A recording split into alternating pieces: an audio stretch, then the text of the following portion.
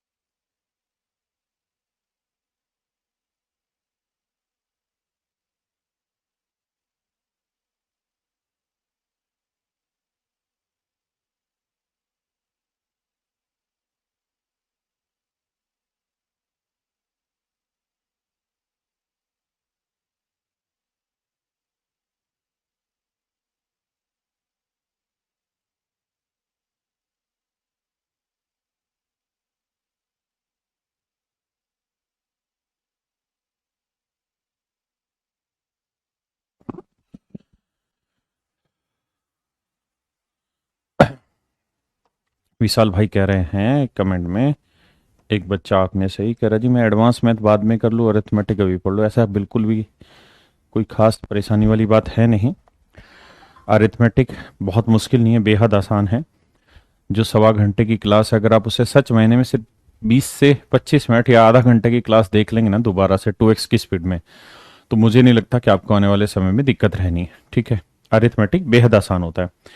Advance भी आसान ही है, बस रोज का काम आप रोज करते रहिए, मुश्किल कुछ भी नहीं होगा। इसलिए आप बिल्कुल मत परेशानी है होइए, दोनों चीजें मस्ती में धीरे धीरे पढ़ते रहिए। मैं वैसे भी धीरे धीरे पढ़ा रहा हूँ, बहुत धीरे धीरे, चिंता मत करो।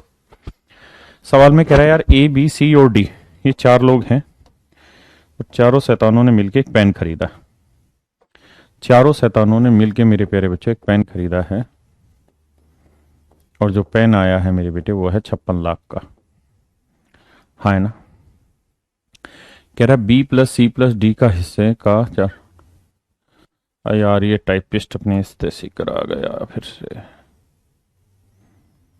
कहता है ए बी सी व डी ने एक पेन 5,60,000 रुपए में खरीदा। B plus C plus D का हिस्सा ए के हिस्से का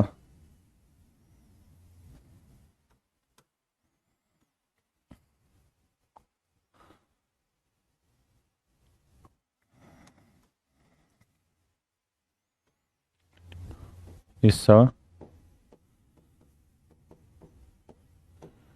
ए के हिस्से का 460% है, जबकि ए प्लस बी प्लस सी का हिस्सा बी के हिस्से का,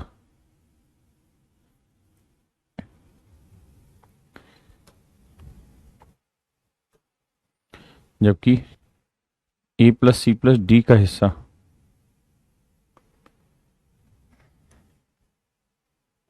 ए प्लस सी प्लस डी का हिस्सा बी के हिस्से का इतना परसेंट है, तथा सी का हिस्सा ए प्लस बी प्लस डी के हिस्से का 40% है। तो डी का हिस्सा ज्ञात करो। माफ करिए मेरे प्यारे बच्चों, गलत हो गया था इसमें डाटा, अब मैंने ठीक करा दिया है। एक बार आप इसको ध्यान दे दीजिए।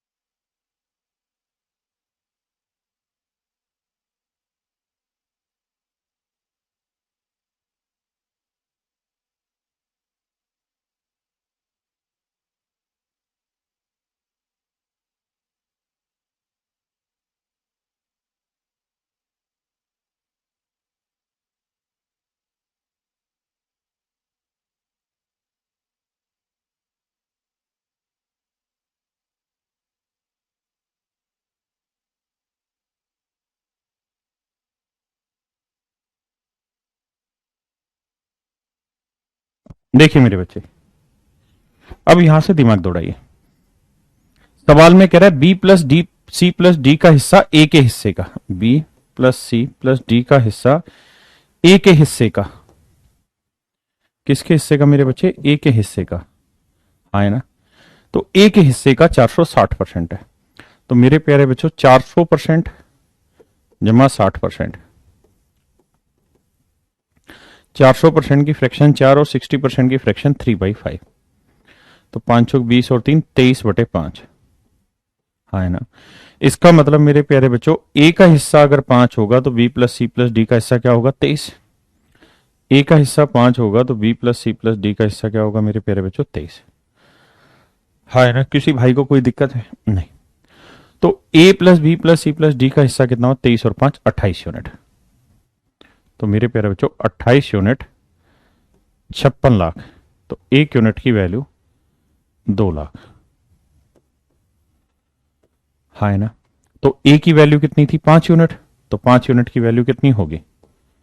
5 गुना 2 10 लाख। मतलब मेरे बच्चों ए का जो हिस्सा होगा वो 10 लाख होगा। ए का मेरे प्यारे बच्चों हिस्सा 10 लाख। अब अगली स्टेटमेंट पे आते हैं। अगली स्टेटमेंट में कह रहा है ए प्लस सी प्लस डी का हिस्सा बी के हिस्से का 366.66% है। तो सबसे पहले तो आप ये समझिए 366.66 को हम 366 सही 2/3 ही लिख सकते हैं। आज मैं भी बताने भी वाला हूं इस सवाल के तुरंत बाद, पॉइंटों वाली बात। इसकी फ्रैक्शन होगी मेरे बच्चे 300 की 3 और 66 सही 2/3 की 2/3। तो 3 तिया 9 और 2 11/3।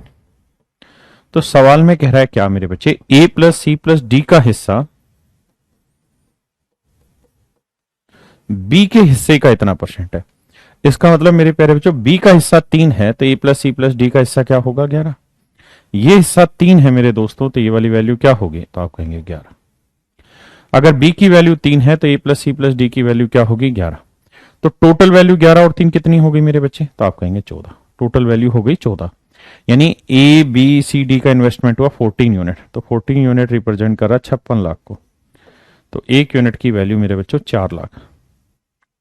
तो 3 यूनिट की वैल्यू 4 थी 12 लाख।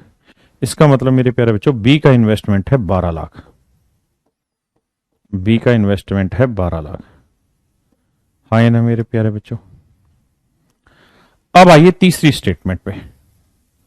तथा सी का हिस्सा ए प्लस बी प्लस डी के हिस्से का 40% है। सी का हिस्सा ए प्लस बी प्लस डी के हिस्से का 40% है। तो मेरे प्यारे बच्चों 40% की फ्रैक्शन क्या होगी? 2/5। 40% की मेरे प्यारे बच्चों फ्रैक्शन क्या होगी? 2/5। इसका मतलब ये हुआ कि अगर ए प्लस बी प्लस डी, ए प्लस बी प्लस डी का हिस्सा 5 यूनिट है, ए प्लस बी प्लस डी का हिस्सा 5 यूनिट है, तो सी का हिस्सा कितना होगा मेरे बच्चे? 2 यूनिट। सी का हिस्सा कितना होगा? 2 यूनिट। यानी ये वाली वैल्यू मेरे प्यारे बच्चों 5 यूनिट है, तो सी की वैल्यू होगी 2 यूनिट, हाँ है ना। तो 2 और 5 का जोड़ कितना बना मेरे प्यारे बच्चों? 7 यूनिट। तो 7 यूनिट है 56 लाख। तो 1 यूनिट की वैल्यू होगी 8 लाख। 1 यूनिट की वैल्यू मेरे बच्चे 8 लाख। तो 2 यूनिट की वैल्यू 2 8 16 लाख। इसका मतलब मेरे प्यारे बच्चों सी का हिस्सा है 16 लाख। तो सी का हिस्सा है जी 16 लाख। अब सबको जोड़ोगे तो तीनों का आ जाएगा 6 2 8 38 लाख। अब मेरे बच्चों चारों का हिस्सा है 56 लाख। 56 में से अगर मैं ए बी और सी को हटा दूं, ए बी और सी को हटा दूं, तो ए बी सी का टोटल हिस्सा 38 है। तो बचा कितना मेरे बच्चे? 18 लाख। तो ये 18 लाख हिस्सा किसका होगा? डी का। तो 18 लाख हिस्सा किसका होगा मेरे प्यारे बच्चों? डी का। एक भाई कह, सोनू कह रहा मेरा ब्रेन बहुत कम काम करता है। मेरे बेटे सोच ही मत इस तरह। पता है जीवन में जितना समझ आए उतना बढ़िया। कतई भी इधर से उधर हिलने की जरूरत नहीं है, परेशान होने की जरूरत नहीं है। जो समझ आए वो बढ़िया, उतने में खुश रहिए, अच्छा करने की कोशिश करिए। Try to be best but don't get depressed.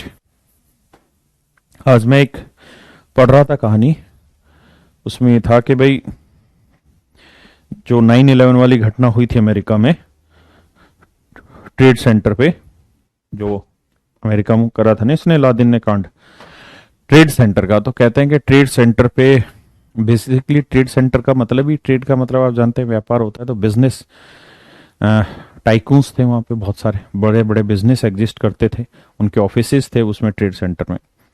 तो जब हमला हुआ तो बेसिकली जिन फ्लोर्स पे वो प्लेन टकराया और उससे नीचे के भी जितने फ्लोर्स पे वो प्लेन टकराया, हवाई जहाज, लगभग लगभग सभी आदमी उसमें खत्म हो गए थे। तो कुछ साल के बाद उनकी मीटिंग हुई उन कंपनी वालों की दोबारा, कि कौन कौन ऐसा एम्प्लॉय था जो उस दिन ड्यूटी पे नहीं आया था और जो बच गया, क्योंकि वो दोबारा ज्वाइन तो उन्होंने कर ही लिया कुछ टाइम के बाद। तो आए कि भाई ये इतने आदमी ऐसे थे, सारे बैठ गए सामने कि भाई ये वो व्यक्ति थे जो उस दिन ड्यूटी पर नहीं आ पाए, ऑफिस में नहीं आ पाए, और नहीं आ पाए इस वजह से इनकी जान बच गई। तो एक एक से पूछा कि भाई आपकी जान कैसे बची, मतलब आप क्यों नहीं आए ऑफिस? तो उसने कहा जी मैंने उस दिन, उसी दिन नया जूते खरीदे थे और नए जूते पहन के मैं ऑफिस आने लगा। जैसे ही घर से थोड़ा सा चला तो नए जूते होने की वजह से उन्होंने मेरी पैर के पिछले हिस्से को काटना स्टार्ट कर दिया, और काटना स्टार्ट कर दिया तो मुझे पेन होने लगा। तो मैं केमिस्ट की दुकान पे चला गया, और मतलब जो भी वहां की भाषा होगी, तो केमिस्ट की दुकान पे चला गया, वहां से मैंने एक बैंडेड खरीदी, वो बैंडेड वहां चिपकाई। तब तक मेरी वो जो वहां ट्रॉम या मेट्रो जो थी वो वाली मेट्रो मिस हो गई, और उसके बाद वाली मेट्रो में फिर मैं चढ़ा, और तब तक कांड हो चुका था। एक से पूछा जी आपके साथ क्या हुआ? एक ने कहा जी मैं ट्रैफिक में स्टक हो गया था, ट्रैफिक में फंस गया था। आपके साथ क्या हुआ?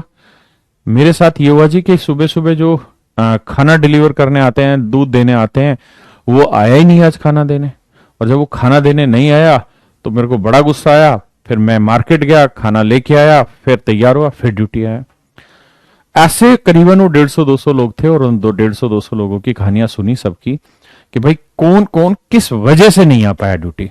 किसी ने कहा कि आज मेरे बच्चे का पहला दिन था स्कूल में, तो मैं उस अपॉर्चुनिटी को मिस नहीं करना चाहता था, और मैं अपने बच्चे को स्कूल छोड़ने चला गया, इस वजह मैं ऑफिस नहीं आया या लेट पहुंचा, और तब तक ये वाली कहानी हो गई।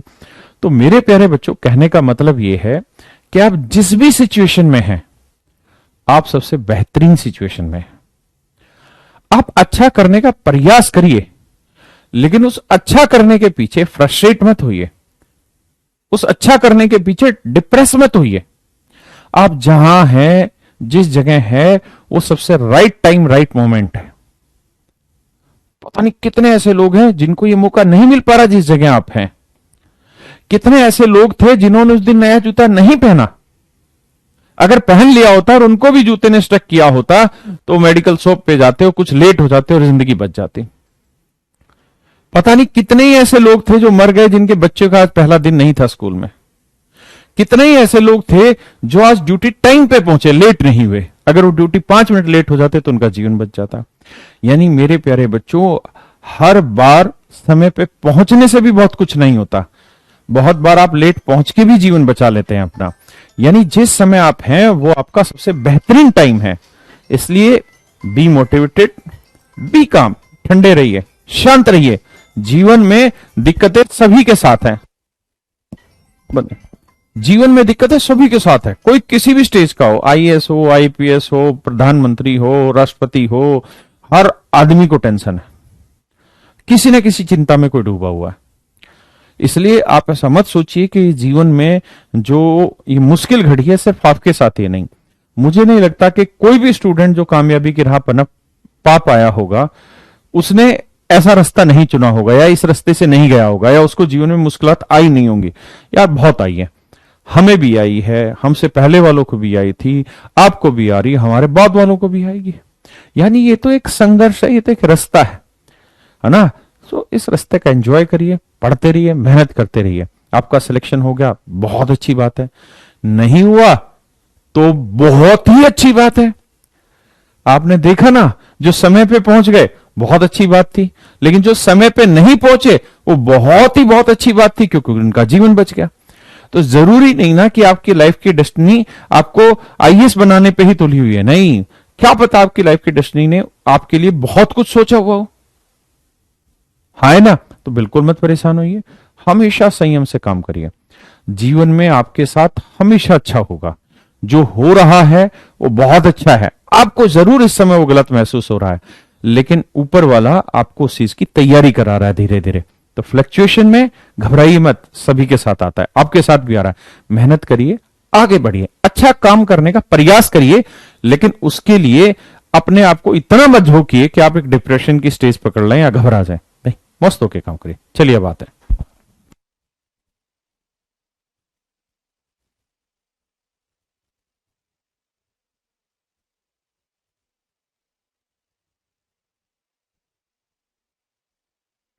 देखिए मेरे प्यारे बच्चों, कुछ छोटी छोटी मगर मोटी बातें समझानी है।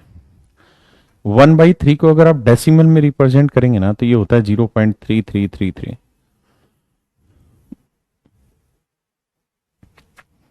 तो ऐसे 2/3 को अगर आप रिप्रेजेंट करेंगे तो ये होगा डॉट डॉट। हाँ है ना? ये छोटी छोटी बातें मैं साथ साथ लिखवाता रहूंगा, आप इन्हें नोट डाउन करते रहना, अपनी कॉपी में अलग से लिखते रहना, ताकि घबराहट ना हो।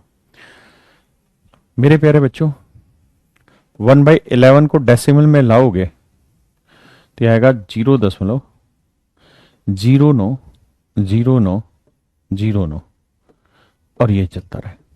हाँ है ना?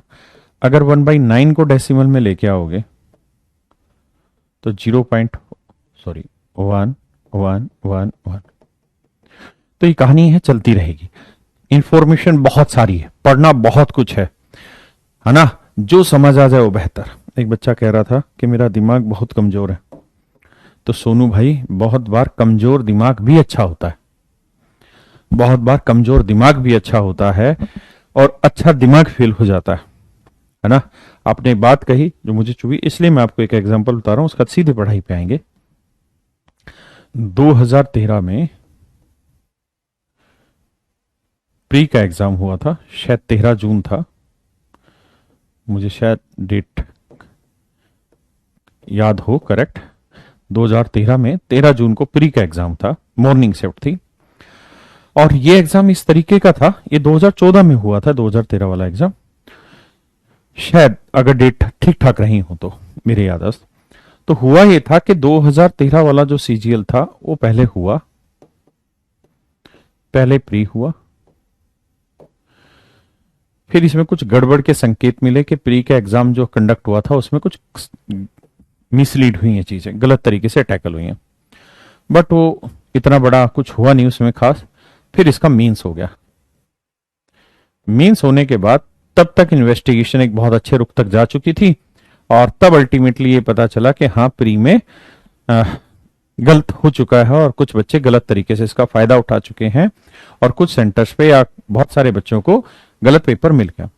तो मेरे प्यारे बच्चों, उसके बाद प्री के बाद मीन्स हुआ, मीन्स बहुत सारे बच्चों का क्वालिफाई हो गया। उसके बाद पता चला कि ये गलत हो गया, और गलत होने की वजह से ये एग्जाम कैंसिल कर दिया गया। ये पूरे का पूरा एग्जाम कैंसिल कर दिया गया मेरे बच्चों। और जब एग्जाम कैंसिल हुआ तो जिन बच्चों ने मीन्स क्वालिफाई कर लिया था उनको बड़ा दुख हुआ, यार हमारा तो मीन्स भी क्लियर हो गया, अब तो उस समय तो इंटरव्यू होता था, सिर्फ इंटरव्यू है और फिर हमारा सिलेक्शन हो जाना है।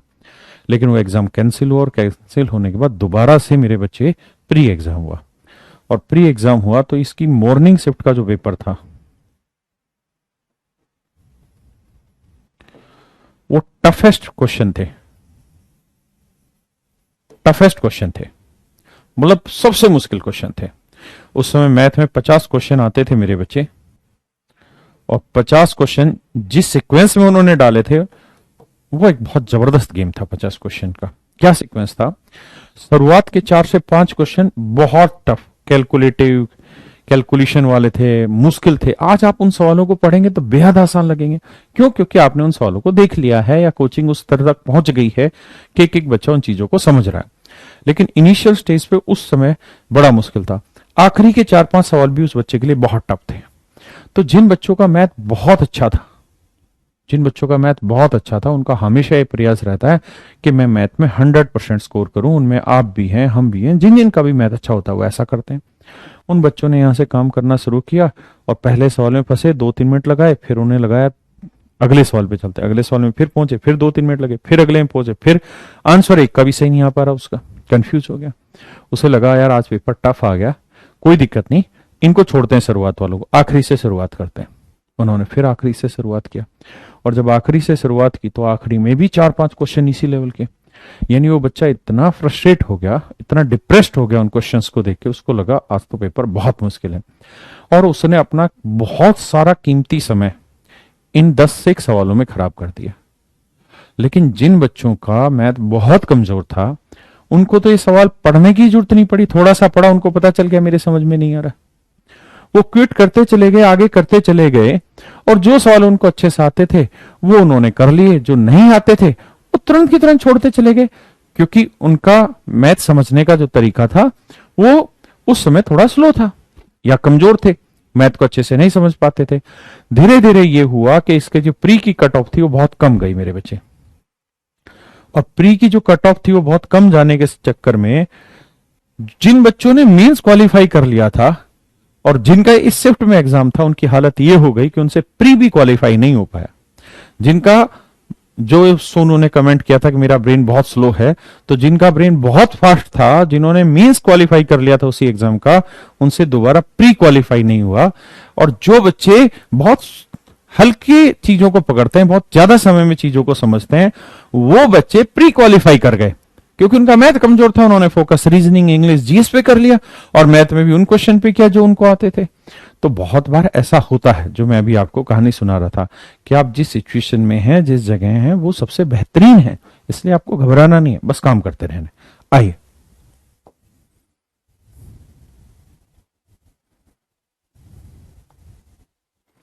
करिए मेरे बच्चे इस क्वेश्चन को।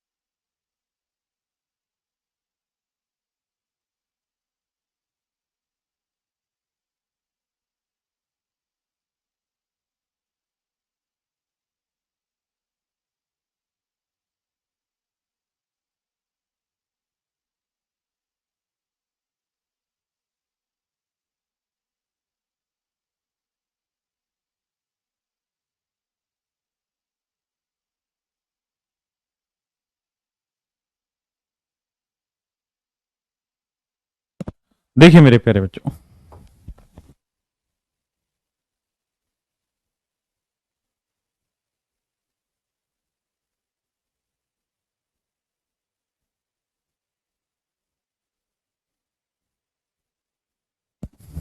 देखिए मेरे प्यारे बच्चों, सवाल ये कि Ram purchase 6 black and x white hole. Ram ने 6 काली, 6 black and x white hole, 6 काली और एक्स सफेद गेंद खरीदी। काली गेंद का मूल्य सफेद गेंद के मूल्य का 5/2 है। कहता है काली गेंद का मूल्य सफेद गेंद के मूल्य का 5/2 गुना। तो सफेद गेंद का मूल्य 2 है, तो काली गेंद का मूल्य कितना होगा मेरे बच्चे? 5। कहता है सफेद गेंद का मूल्य काली गेंद का मूल्य सफेद गेंद का 5/2 है। यानी सफेद गेंद की कीमत 2 रुपए है मेरे बच्चों, या 2 यूनिट है, तो काली गेंद की कीमत है 5 रुपए। हाँ है ना।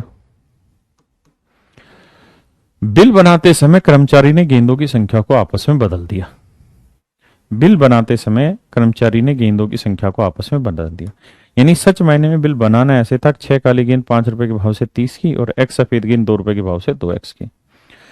अब कह रहा है कि जब बिल बनाने लगा तो उसने गेंदों की संख्या को पलट लिया। यानी उसने सफेद गेंदें मान ली 6 और काली गेंदें मान ली x। तो 5 रुपए के हिसाब से x काली गेंद कितने की आई? 5x की। और 6 सफेद गेंद 2 रुपए के भाव से कितने की आई? 12 की। तो ये गलत बिल है और ये सही बिल है। और सवाल में कह रहा है कि जो गलत बिल है वो सही से 45% ज्यादा है। तो मेरे प्यारे बच्चों 45%, 5% की फ्रैक्शन क्या हुआ जी? 1/20। 45 क्या हुआ? 9 गुना, तो 9/20। इसका मतलब ओरिजिनल बिल 20 है, तो अब बिल में कितनी मात्रा बढ़ गई? 9 यूनिट। तो ओरिजिनल बिल 20 है, तब 9 यूनिट बढ़ गया, नया बिल कितना हो गया? 29। अब मेरे प्यारे बच्चों क्रॉस मल्टीप्लाई करेंगे और उठा के एक्स की वैल्यू निकाल देंगे। एक्स की वैल्यू आएगी 15। यहां कोई सेंस नहीं है, सिर्फ और सिर्फ इसी बात के लिए कि आप ये समझ पाए 5 का 5/2 है। इस बात को समझने के लिए सवाल ये। बताइए मेरे बच्चे।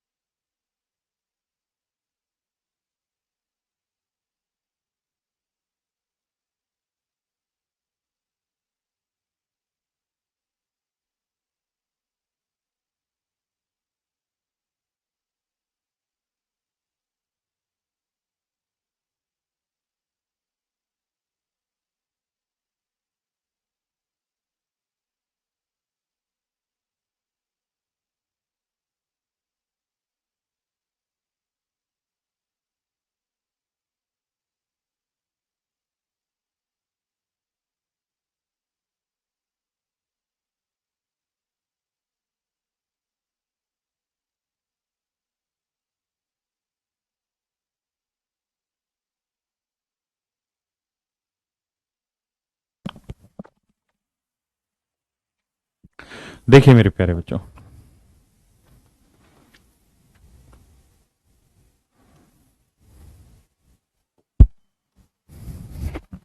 एक परीक्षा में स्कूल एक्स के पास हुए छात्र कुल परीक्षार्थियों का 80% है। मेरे बच्चे दो स्कूल है, एक एक्स और एक वाई। यहां हम कहेंगे टोटल स्टूडेंट,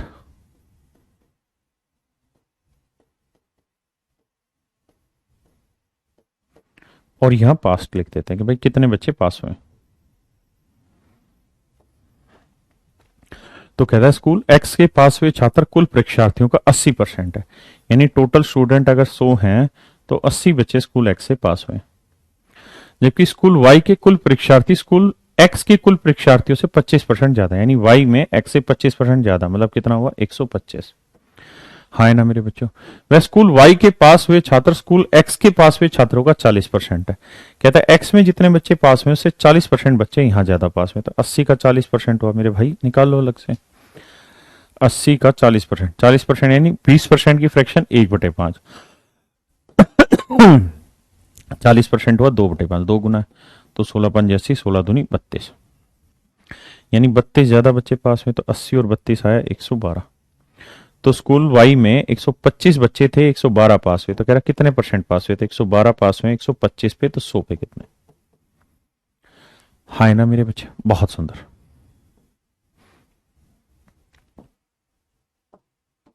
बताइए चीज को, फिर मैं समझाता हूं।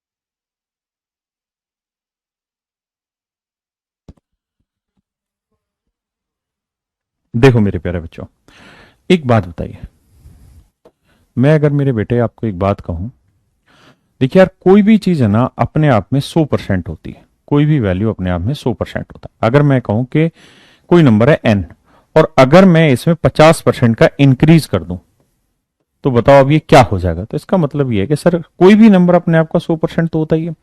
अब उसमें आपने 50% और जोड़ दिया, तो इसका मतलब सर ये नंबर अब अपने आप का 150% हो गया। मेरे प्यारे बच्चों, ये नंबर अब अपने आप का कितना हो गया? 150%।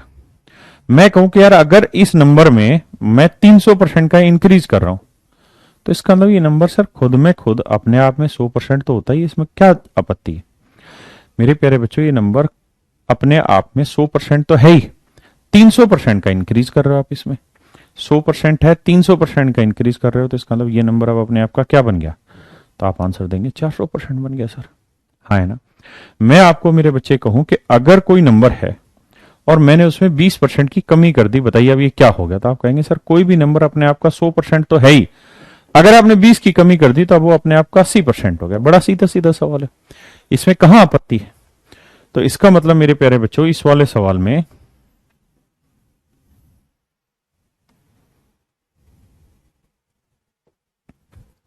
कहते हैं एक भिन्न के अंश में 200%, तो ये है फ्रैक्शन, न्यूमरेटर अपॉन डिनोमिनेटर। कहता है भिन्न के अंश में 200% का इंक्रीज हो गया, तो जो न्यूमरेटर है वो अपने आप में 100% तो है ही, आप 200% और बढ़ा रहे हो, तो यानी अब कितना हो गया? 300%। और जो उसका हर है उसमें 350% का इंक्रीज कर दिया। तो अगर मेरे बच्चे 350% का आपने इंक्रीज कर दिया, तो इसका मतलब 100% तो अपने आप में है ही, 350% आपने बढ़ा दिया, तो अब कितना हो गया? 450%। कितना हो गया मेरे प्यारे बच्चों? 450%। हाँ है ना? यानी न्यूमरेटर अपने आप का 300%, डिनोमिनेटर अपने आप का 450%, तो कहता है कि रिजल्टेंट फ्रैक्शन 5/12 हो गए। अब मेरे बच्चे सोल्व करेंगे, इससे ये काटा, 15 दूनी 30, 15 तिये 45, 3 चौक 12, 4 दूनी 8, तो न्यूमरेटर अपॉन डिनोमिनेटर जो फ्रैक्शन आई मेरे प्यारे बच्चों 5/8 आई। यहां से मेरा समझाने का उद्देश्य सिर्फ इतना है कि कोई भी चीज अपने आप का 100% होती है। अब जो चेंज करोगे वो 100% से घटाओगे या बढ़ाओगे मेरे बेटे, और तो कुछ है ही नहीं।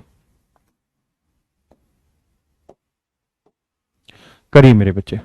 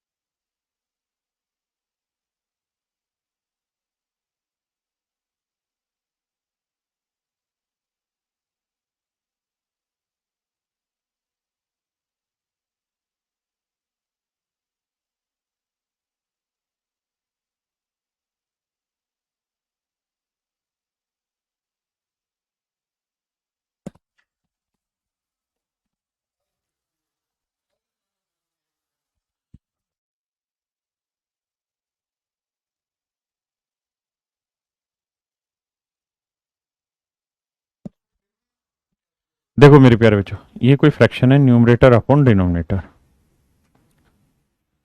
कहता है न्यूमरेटर 200% बढ़ा दिया, तो 200% बढ़ के हो गया अपने आप का 300% मेरे बच्चों। और डिनोमिनेटर मेरे बच्चों कह रहा है 400% बढ़ गया, तो अपने आप का कितना हो गया 500%। फ्रैक्शन हो रही है 20 एकम 20 और एक 21/20 मेरे बच्चों। कटिंग पटिंग चलाओगे ये कट जाएगा, 5 चौक 20, 3 7 21। तो न्यूमरेटर अपॉन डिनोमिनेटर, फ्रैक्शन आ गई मेरे प्यारे बच्चों 7/4। हाँ है ना, ये मेरे प्यारे बच्चों मेरा आंसर आ गया। ठीक है, 1 सही 3/4।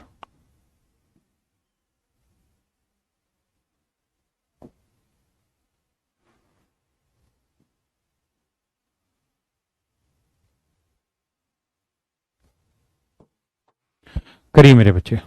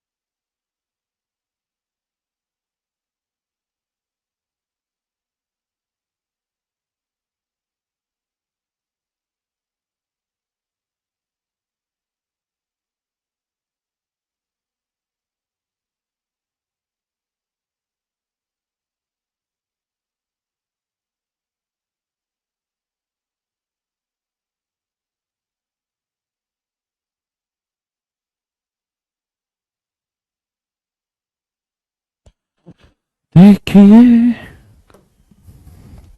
जानम देख लो, मिट गई दूरियां, मैं यहाँ हूँ, यहाँ हूँ, यहाँ हूँ, यहाँ। मेरे प्यारे बच्चों, सवाल में कह रहा है कि एक घनाभ है, उसकी लंबाई चौड़ाई और ऊंचाई है। 5-5% घटा रहे हैं लंबाई और चौड़ाई को, तो 5% की फ्रैक्शन 1/20, थोड़ा कैलकुलेटिव है। इसका मतलब मेरे बच्चे लेंथ अगर 20 है तो 20 का 5% एक कम कर रहे हो, तो लेंथ हो गई 19। ब्रेथ भी 5% घटा रहे हैं, मतलब ब्रेथ 20 है तो एक घटा के कितनी हो गई 19। और कहता है जी जो उसकी हाइट है वो 20% बढ़ा दी जाए। हाइट 20% बढ़ा रहे हैं, तो मेरे प्यारे जो 20% की फ्रैक्शन क्या हो गई 1/5। मतलब हाइट अगर 5 है तो एक बढ़ा के कितनी हो गई 6। हाँ है ना, एक बढ़ते ही कितनी होगी मेरे बच्चे 6। अब कह रहा है कि वॉल्यूम के साथ सीन बताइए क्या होगा, तो मेरे बच्चे वॉल्यूम क्या होता है समझ लेते हैं। तो वॉल्यूम को मेरे प्यारे बच्चों हम कहते हैं आयतन। किसका तन, आयतन। वॉल्यूम होता क्या मेरे प्यारे बच्चों, length into breadth into height. तो लेंथ है 20, हाइट है ब्रेड्थ है 20, हाइट है 5, तो 20 × 20 × 5। आपको इतना सब लिखना नहीं है, ये तो मैं समझा रहा हूं। तो ये आया कितना 2000। यहां देखेंगे तो 19 × 19 × 6, तो मेरे प्यारे बच्चों 361 × 6 आएगा, तो 6 × 6 आएगा, 6 × 6 = 36, 6 × 3 = 18 और 3 = 21। Very good, 2166। तो मेरे बच्चों कितना इंक्रीज हो गया, तो आप कहेंगे 166 का इंक्रीज सर किस पे, 2000 पे। तो सर जी 100 पे कितना कर लेंगे, दैट इज योर आंसर।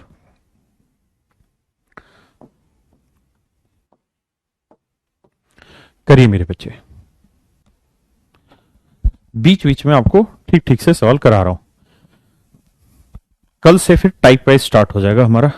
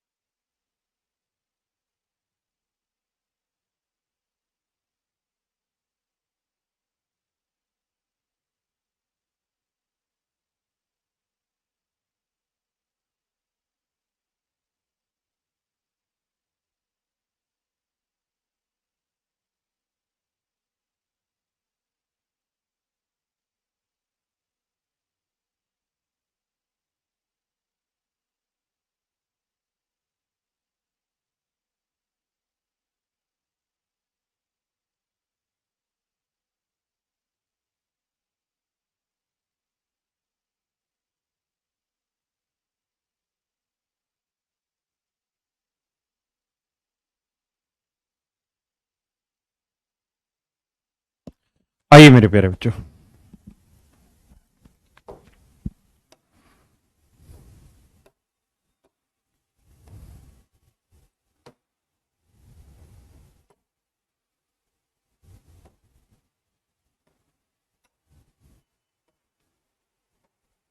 देखिए मेरे बच्चे, प्रत्येक प्रश्न के एक अंक वाले 80 प्रश्नों की एक परीक्षा में अर्पिता पहले 40 प्रश्नों के 65% सही उत्तर देती है। मेरे प्यारे बच्चों, 80 सवालों को दो हिस्सों में बांटा हुआ है, पहले 40 सवाल और बाद के 40 सवाल। तो टोटल सवाल है 80। सवाल में कह रहा है कि पहले 40 सवालों के 65% सही उत्तर देती है। तो मेरे प्यारे बच्चों, 40 का 65% निकालोगे तो कितना आएगा? 40 65%, तो 5% की फ्रैक्शन मेरे बच्चों, आप कहेंगे 1/20, तो 65 13 गुना, तो 13/20, तो 20 दूनी 40, 13 दूनी 26। यानी पहले 40 सवालों में से 26 सवालों के उत्तर सही दिए। तो कह रहा अगले 40 में कितने सवालों के उत्तर सही दे कि पूरे 80 में 75% नंबर आ जाए, यानी पूरी परीक्षा में 75% सही हो जाए। तो 80 का 75% मेरे बच्चों 25% की फ्रैक्शन, तो आप कहेंगे 1/4। 75 कितना हुआ मेरे दोस्तों? 3/4। तो 80 गुना 3/4, 4 20 20 30 60, यानी पूरी परीक्षा में तो हमें 60 नंबर लेके आने हैं। और पहले 40 सवालों में से हमारे आ चुके हैं मेरे बच्चे कितने? 26। तो 60 लाने हैं, 26 आ चुके हैं, बचे कितने? तो आप कहेंगे 34। यानी 34 सवालों के सही जवाब और देने होंगे। तो 34 के सही जवाब देने होंगे किस में? 40 पे। तो 100 पे कितना? ये मेरा आंसर आ गया। हाँ है ना बाबू? करिए, इसी टाइप का क्वेश्चन है।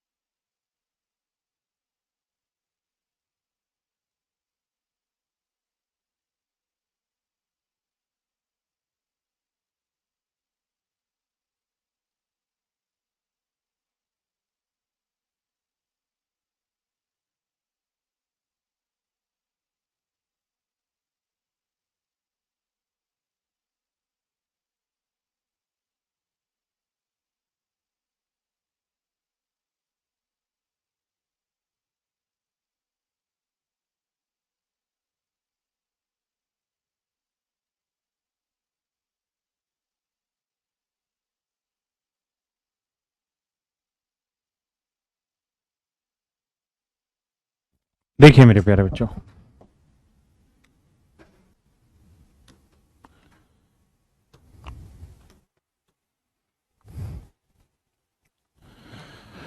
कह रहा जी 250 सवाल है। ठीक है जी। जस्सी ने पहले 125 सवालों में से 40% के सही उत्तर दिए। ऐसा नहीं कि इसका मेरे प्यारे बच्चों केवल यही तरीका नहीं, मिक्सर एंड एलिगेशन से मात्र 2 सेकंड का क्वेश्चन है, लेकिन वो चैप्टर आएगा तब समझेंगे आप। अभी मैं परसेंटेज के तरीके समझा रहा हूं, और टोटल में उसको चाहिए 60% नंबर। तो मेरे बच्चों ये बताओ, 125 का 40%, 20% की फ्रैक्शन 1/5, तो 40 कितना हुआ, 2/5, 25 5 125, 25 दूनी 50। यानी मेरे प्यारे बच्चों 50 सवाल ऐसे हैं 125 में से जिनके ठीक उत्तर दिए, और हमें देने हैं 60%। तो 250 का 60% 150, तो 150 सवालों के सही जवाब देने हैं। 50 के सही जवाब दे चुके हैं, तो बचे कितने, 100। तो 100 सवालों के और सही जवाब हमें देने हैं मेरे प्यारे बच्चों। तो 100 सवालों के सही जवाब देने किस में से, 125 में से, तो कितना परसेंट, ये मेरे प्यारे बच्चों हमारा सवाल। हाँ है ना, करिए, कति बेसिक क्वेश्चन।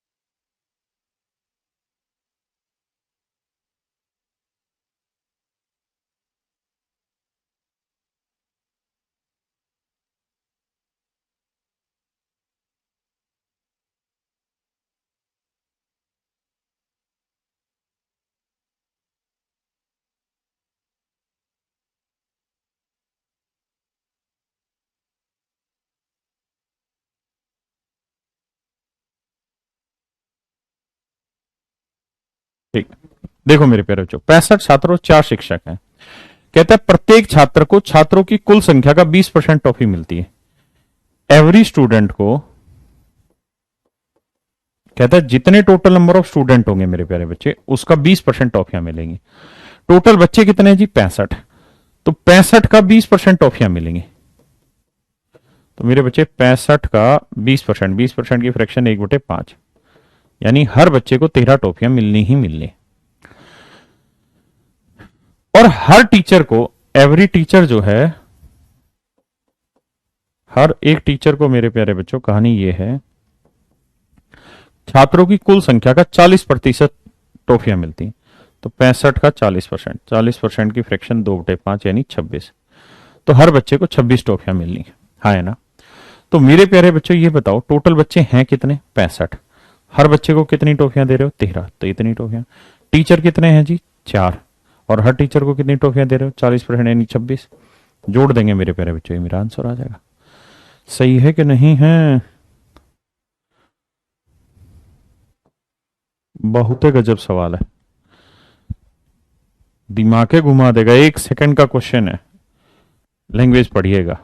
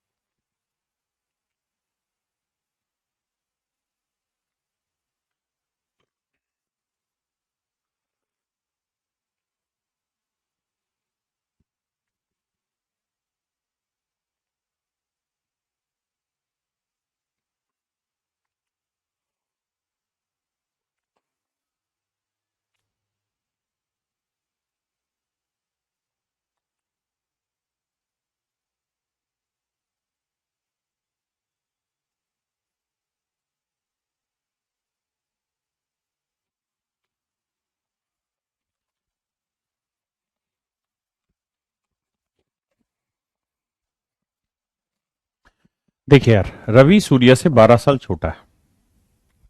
रवि की आयु और उसकी रवि की आयु उसकी और सूर्य की आयु के योग का 40%। ध्यान देना, बहुत सिंपल और बहुत बेसिक क्वेश्चन है। कहता है रवि की आयु उसकी यानी रवि की और सूर्य की एज का 40% है, यानी ये 100% है, तो इसका 40% रवि की एज है। मैं लिख के दिखाऊं सवाल को तो ऐसे कहूंगा कि रवि की आयु, तो रवि की एज है आर, उसकी और सूर्य की आयु के योग का, तो रवि की और सूर्य की आयु के योग का 40% है। ऐसे कह रहा है मेरे बच्चे।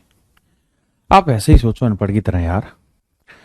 रवि और सूर्य दोनों की एज 100% है, तो रवि की 40% है। अब रवि की 40 है बाबू, तो इसका मतलब सूर्य की एज कितनी है? 60। बड़ा सीधा है।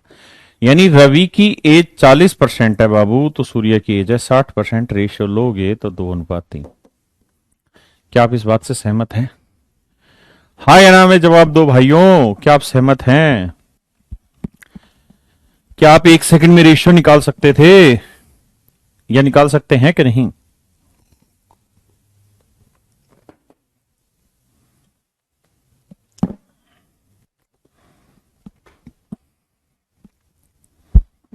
मित्रों, हाँ या ना? आप कहेंगे बिल्कुल निकाल सकते हैं सर, कैसे ही बात कर दी है। अब ये बताओ, रवि की उम्र 2 यूनिट तो सूर्य 3 यूनिट, तो रवि सूर्य से कितना छोटा?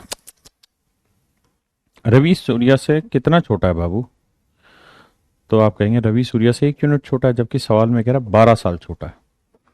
1 यूनिट 12 साल, 3 यूनिट 36 साल, तो सूर्य 36 साल का है और रवि 12 दूनी 24 साल का है।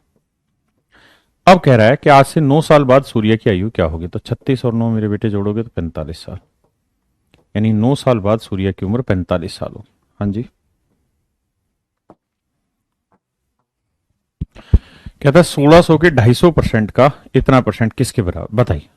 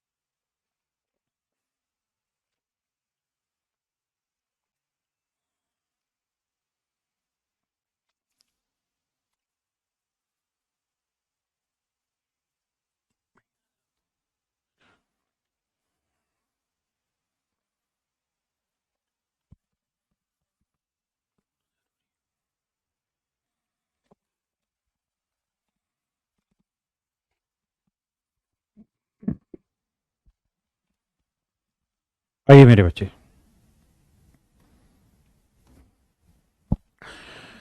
तो कहता है 1600 के 250% का इतना परसेंट। मेरे बच्चे आपको याद होगा मैंने उस दिन भी ये बात समझाई थी कि परसेंट को जहां दिल करता है ना वहां उठा के लगा दो। का मतलब होता है गुना, ये तो गुना है। अगर ये परसेंट यहां अच्छा नहीं लग रहा तो यहां लगा लो। तो बेटा 100% की फ्रैक्शन एक, तो 16% की फ्रैक्शन कितनी, 16।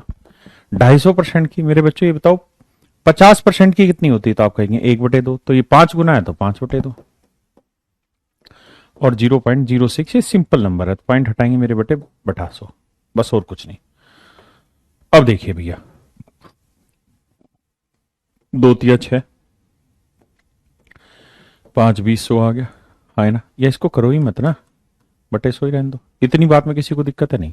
16×5 = 80, 80×3 240, 240/100 का लो 2.40 है कहीं option, D option, that is your answer.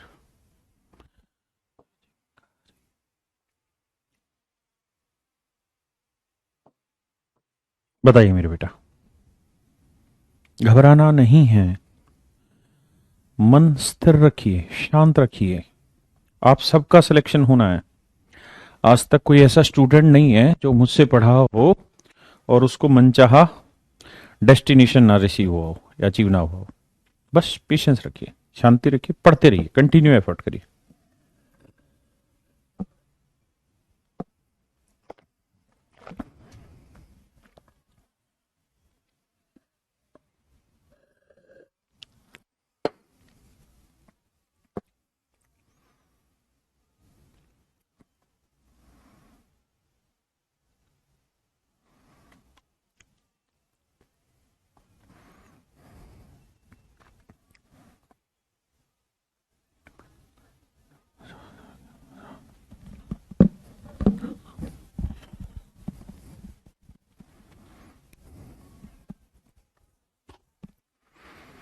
आइए मेरे बच्चे मैं इस परसेंट को यहां से हटा के यहां टेकना चाहूंगा, बाकी तो गुना है भाई। 100% की फ्रैक्शन एक, तो 500, 500 × 100 है, यानी 500%, मतलब 50,000 की आ जाएगी 500 फ्रैक्शन। 120, 20% की आप कहेंगे 1/5।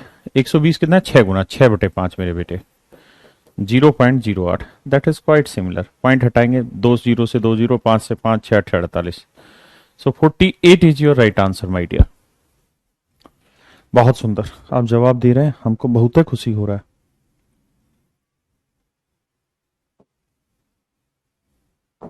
करिए बेटा।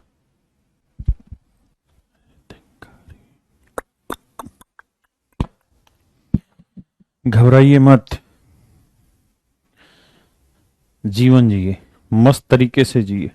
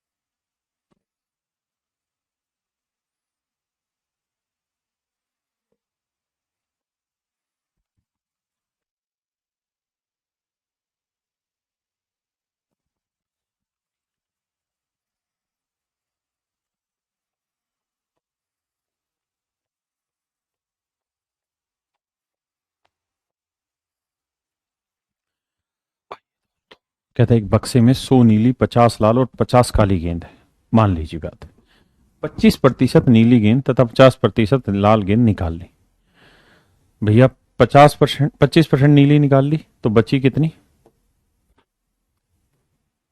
75 गेंद। 50 लाल थी 50% लाल गेंद निकाली तो बची कितनी? 25। 25 तो निकाल के फेंक दी, बची 25। काली गेंद के हाथ ही नहीं लगाया भैया, तो टोटल गेंद होगी 100 150। तो कह रहा काली गेंद कितना परसेंट है, तो 50 काली गेंद 150 पे कितना परसेंट है? 1/3 बाबू। 1/3 कितना होता है? 33। सही, 1/3%। That is your answer my dear, that is your answer.